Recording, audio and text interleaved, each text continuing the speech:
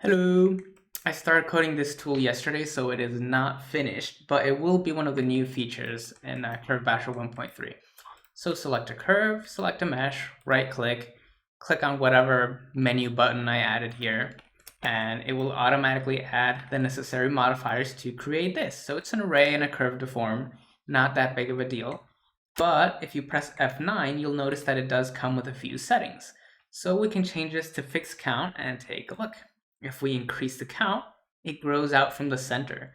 So when you do this to array modifiers by default, they usually just grow in one direction, which is like straight up. And in this case, it would be like this way. But I was able to code it so that it looks like it grows out from the middle.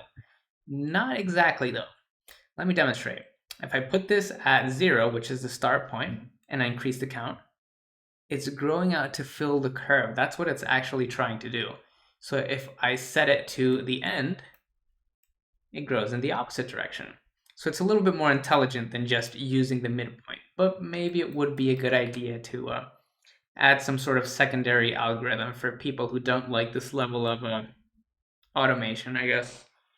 See, it's not finished yet, like I said.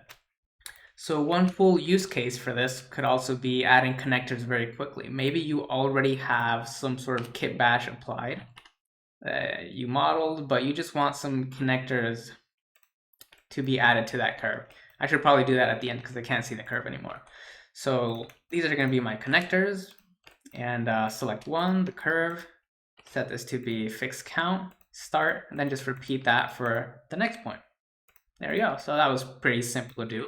And now we can actually press J, which is one of the features that's been part of Curve Basher since version 1.0, and just scroll to find a preset that we like. So I didn't really plan this out, my bad, but I think you get the idea of how this is supposed to work. So you can create your own cables very quickly, or just model some sort of connector or plug in it and add it to a curve just as fast.